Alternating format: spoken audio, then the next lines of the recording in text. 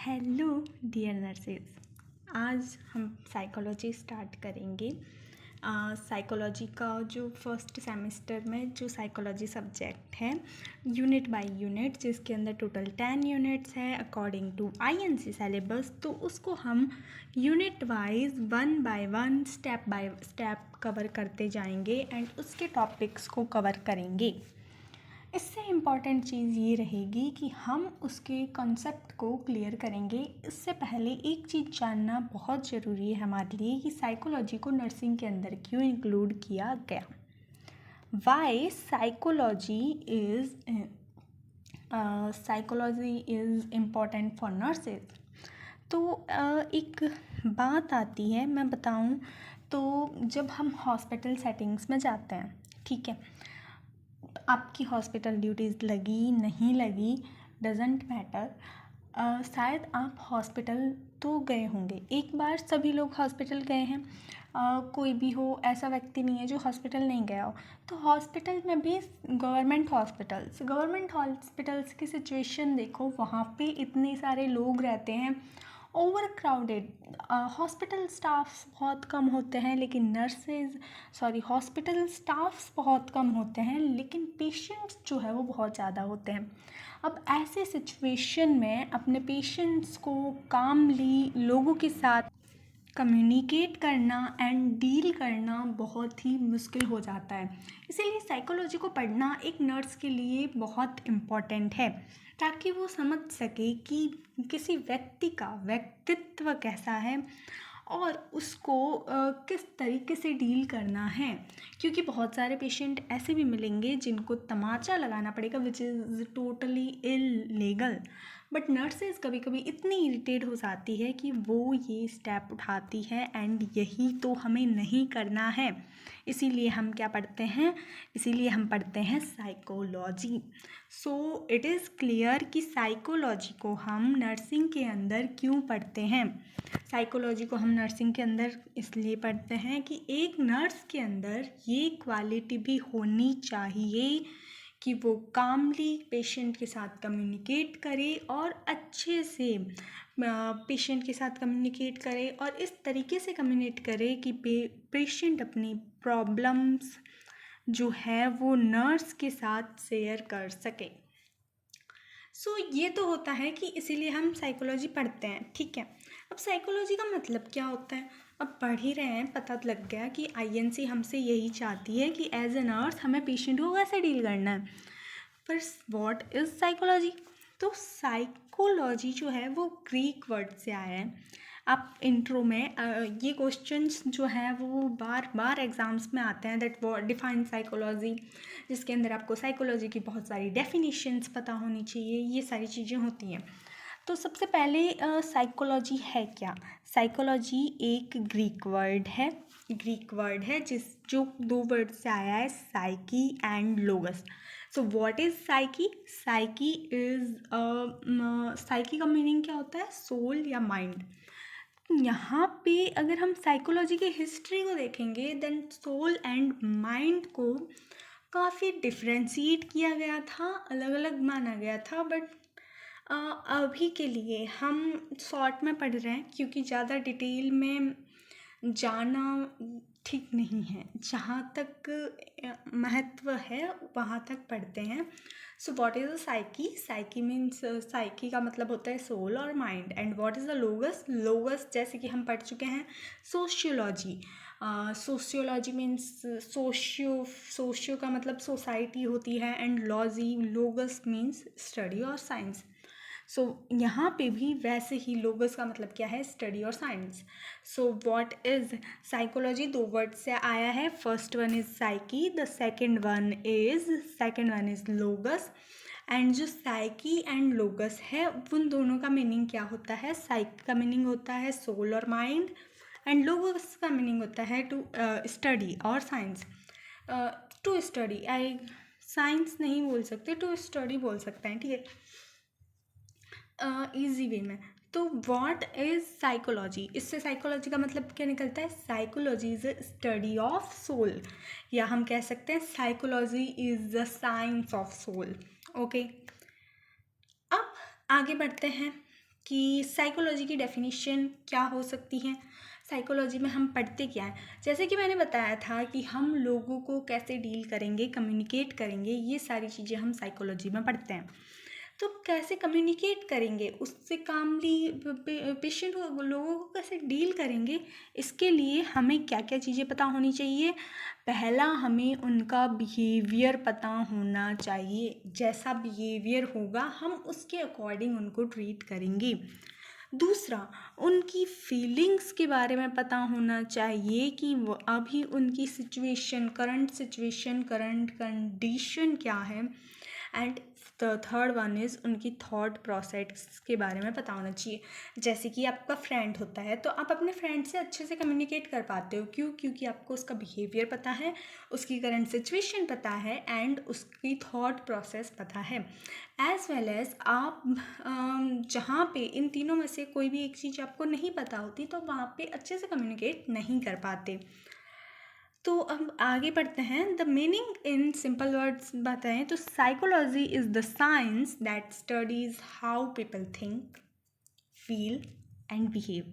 It helps us understand why we act the way we do. चलो ये सब छोड़ो, सिंपल सी बात है, सिंपल लैंग्वेज में बोलें तो psychology is the science that study how people think, feel and behave. अब आगे चलते हैं। आगे आगे आगे हम साइकोलॉजी की डेफिनेशंस पढ़ेंगे। तो और डेफिनेशंस जो है वो मेन इम्पोर्टेंट रोल प्ले करती है।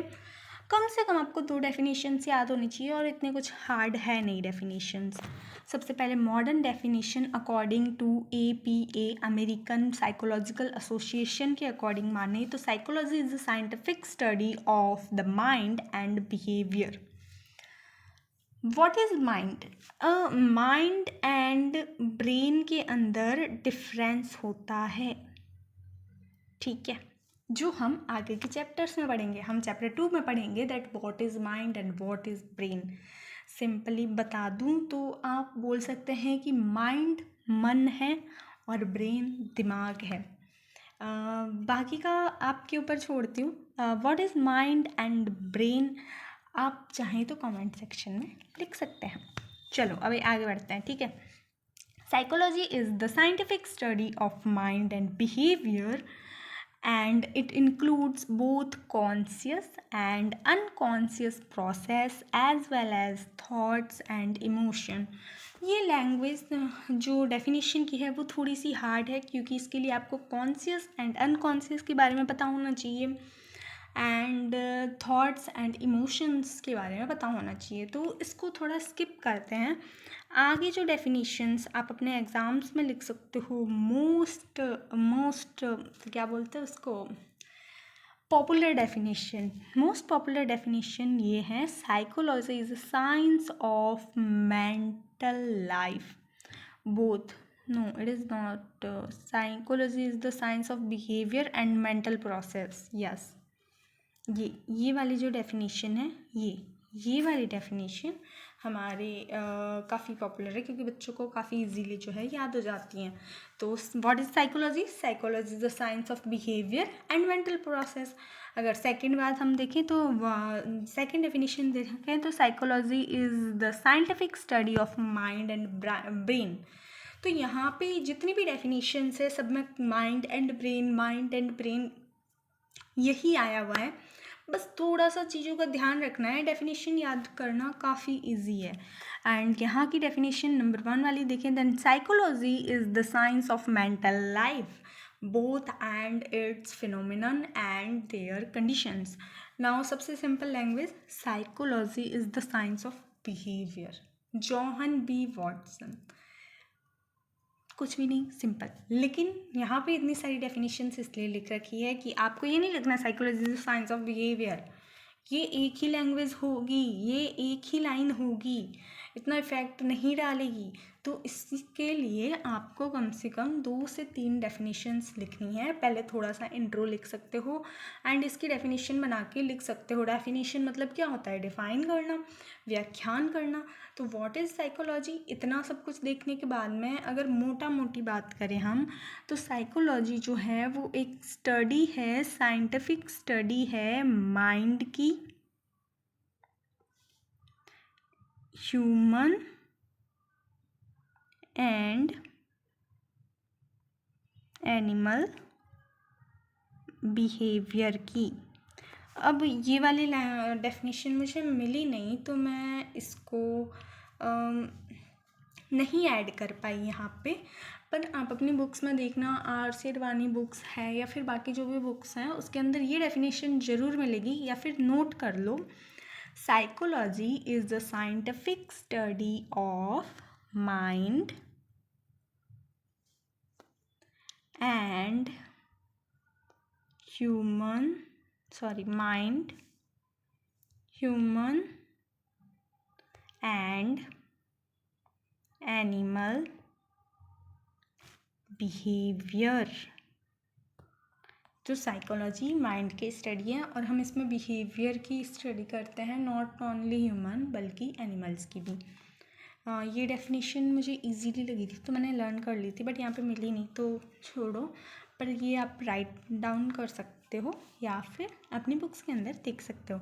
तो ये साइकोलॉजी की डेफिनेशंस है, कम से कम आप 1 या 2 डेफिनेशन लिख सकते हो। अगर 2 मार्क्स का है तो बढ़ा चढ़ा के 4-5 लाइनों में डेफिनेशन लिखनी है। अगर आपको एक एक लाइन की डेफिनेशन लिख रहे हो तो कम से कम 2 से 3 डेफिनेशन लिखो, क्योंकि आप थोड़ा उस मार्क्स के अकॉर्डिंग हमें चीज़ों को लिखना है। ठीक है, अब डेफिनेशन से थोड़ा आगे बढ़ते हैं। Development of psychology. सबसे पहले तो डेवलपमेंट का मतलब क्या होता है? डेवलपमेंट का मतलब होता है वही जो हमारे देश में जिसका गुणगान बहुत सुनने को मिल जाता है और कहा भी जाता है कि हमारे देश में नहीं हो रहा। What it is? Vikas. So development का मतलब होता है विकास। तो साइकोलॉजी का विकास कैसे हुआ? साइकोलॉजी आज जहाँ साइकोलॉजी को लोग इम्पोर्टेंस देने लगे हैं वहाँ तक कैसे पहुँची? अगर आप गांव से, देहात से अगर बिलोंग करते हैं तो आपको पता होगा कि हमारे जो बुज़ुर्ग लोग हैं वो आज भी नहीं मानते कि साइकोलॉजी नाम की कोई चीज़ होती है। वो विश्वास करते हैं कि यदि कोई व्यक्ति पागल हो गया है तो उसके ऊपर या तो किसी ने टोना टोटका कर दिया या फिर कुछ भी XYZ कंडीशन, वो इस चीज़ को नहीं मानेंगे कि ये मेंटली इल है।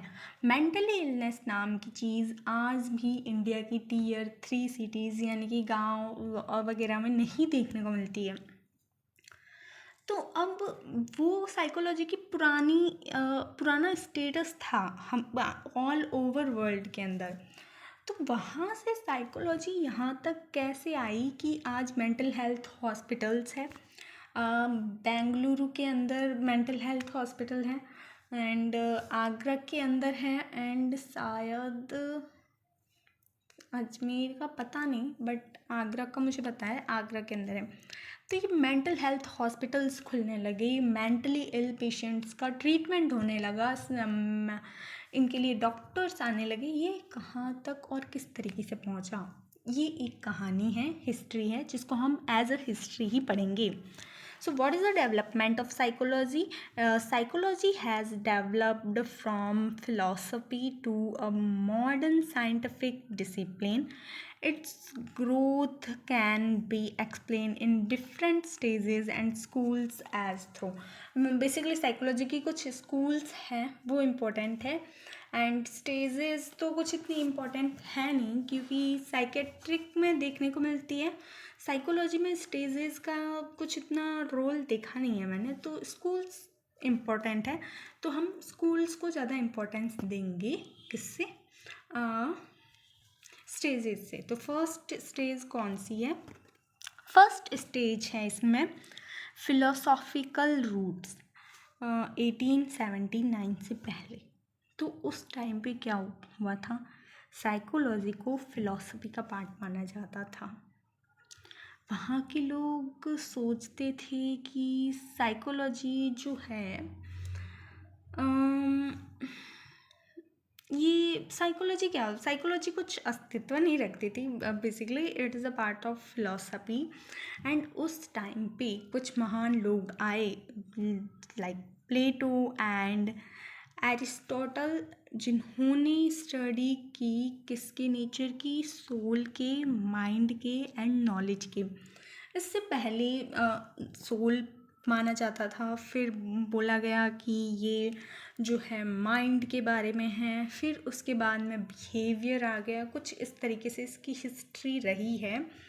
मुझे टाइम मिला तो मैं अच्छे से कम्युनिटी टैब में या कहीं पे भी कमेंट सेक्शन में अच्छे से डिस्क्राइब करके ये बता दूँगी। तो उसके बाद में क्या हुआ, जो फिलोसफर्स थे उन्होंने डिस्कस किया कि साइकोलॉजी जो है माइंड का भी, बॉडी का या फिर इन सब का भी रिलेशन हो सकता है। फिर इसके बाद में जो मतलब जो 1879 से पहले का टाइम था, वहाँ पे माना जाता था कि ये क्या है, एक सोल है या माइंड से रिलेटेड स्टडी है। फिर उसके बाद में समय आया साइकोलॉजी को साइंस मानने का। यहाँ पे फिलॉसफी मानते थे। फिर 1879 में साइकोलॉजी को इंडिपेंडेंट साइंस का दर्जा मिला, जब William Wundt established the first psychology laboratory in Leipzig, Germany. ये इम्पोर्टेंट है कि फर्स्ट लाइब्रेरी जो है वो कहाँ इस्टेब्लिश हुई और किसने की एंड कब हुई। ठीक है। So he used the method of introspection. What is a introspection? मतलब सेल्फ ऑब्जर्व। इंट्रोस्पेक्शन का मतलब सेल्फ ऑब्जर्वेशन होता है। एंड अब सेल्फ ऑब्जर्वेशन में भी क्या चीज़ देखने को मिल सकती है कि लाइक अच्छा, ये मेथड्स ऑफ साइकोलॉजी में आएगा जो मैं अच्छे से डिस्क्राइब कर दूँगी। ठीक है। अभी हम यहाँ पे पढ़ते हैं introduction. This make the formal beginning of psychology. तो साइकोलॉजी की स्टार्ट कहाँ से हुई थी? 1879 से। 1879 से पहले हम मानते थे कि साइकोलॉजी जो है वो फिलोसफी का पार्ट है, स्टडी ऑफ सोल है या स्टडी ऑफ माइंड है। बट आफ्टर दैट जब 1879 में साइकोलॉजी की एक लेबोरेटरी इस्टेब्लिश की गई, तो उसको एक इंडिपेंडेंट मतलब स्वतंत्र विज्ञान का दर्जा मिल गया। एंड साइकोलॉजी की जो फर्स्ट लेबोरेटरी है वो कहाँ पे हुई थी? जर्मनी के अंदर ओपन हुई थी। एंड उसके अंदर हम बोल सकते हैं जो विल्हेम वुडनट है, उन्होंने सेल्फ ऑब्जर्वेशन मेथड का यूज़ किया था अपनी लेबोरेटरी के अंदर। अब आगे चलते हैं जहाँ पे हम स्कूल्स ऑफ साइकोलॉजी में पढ़ेंगे। तो साइकोलॉजी जब एक इंडिपेंडेंट डिसिप्लिन या फिर बोल सकते हैं इंडिपेंडेंट जब साइंस बन गई, तो उसके बाद में जो स्कूल्स हैं वो डेवलप हुए। अब यहाँ पे स्कूल्स का मतलब वो नहीं है कि जैसे स्कूल्स इज़ अ की थॉट प्रोसेस, क्या थॉट प्रोसेस थी, किस तरीके से थॉट प्रोसेस थी, वो स्कूल्स में आता है यहाँ पे। तो through development and each school explained mind and behaviour in its own way. उन्होंने अपने अपने तरीके से माइंड एंड बिहेवियर को एक्सप्लेन किया। तो जिन्होंने जिस तरीके से एक्सप्लेन किया उसको हमने स्कूल्स माना है। Schools I can say school का मतलब शाखा भी हो सकता है। एक मिनट। अच्छा, तो हम स्कूल्स की बात कर रहे थे ना। तो स्कूल्स ऑफ साइकोलॉजी बेसिकली क्या है कि कुछ सिद्धांत हम बोल सकते हैं या फिर कुछ थॉट्स बोल सकते हैं जो डिफ़ाइन करते हैं माइंड एंड बिहेवियर को अपनी अपनी पॉइंट ऑफ व्यू से, अपनी अपनी लैंग्वेज में। साइकोलॉजी के बहुत से स्कूल्स थे, उसमें से हम कुछ स्कूल्स के बारे में पढ़ेंगे। एंड एग्ज़ाम्स में अगर स्कूल्स ऑफ साइकोलॉजी आ जाएं तो कम से कम 5 से 7 स्कूल्स तो हमको लिखने ही हैं। सबसे पहला जो स्कूल है वो है स्ट्रक्चरलिज्म। तो यहाँ आज के लिए बस इतना ही। स्कूल्स ऑफ साइकोलॉजी जो है वो हम नेक्स्ट क्लास में पढ़ेंगे, एंड जो नेक्स्ट वीडियो है वो थोड़ी बड़ी होगी क्योंकि उसके अंदर हम स्कूल्स ऑफ साइकोलॉजी को कवर करेंगे, एंड और क्या कवर करेंगे, अप्रोचेज ऑफ साइकोलॉजी या scopes of psychology, branches of psychology, and ये सारी चीज़ें जो है वो मैं ट्राई कर रही हूँ कि सेकंड वीडियो के अंदर पूरा का पूरी यूनिट कंप्लीट हो जाए। तो इस वीडियो में इतना ही हो पाएगा, तो तब तक के लिए thank you very much, and बाकी के वीडियोज़ जो हैं वो इस चैनल पर मिल जाएंगे। Thank you very much.